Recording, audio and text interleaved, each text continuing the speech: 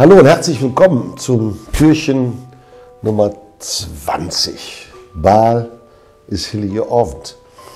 Und wie ist das am Heiligen Abend? Da hat man natürlich Durst und Spaß an Getränken und auch das ist ein Hinweis auf unser Jubiläum, denn wir haben ja tatsächlich auch zwei Dinge miteinander verknüpft. Zum einen, neben unserem Funkenkölsch gibt es hier nicht nur einen Pinot Noir von der A, sondern auch einen Sekt noch dazu.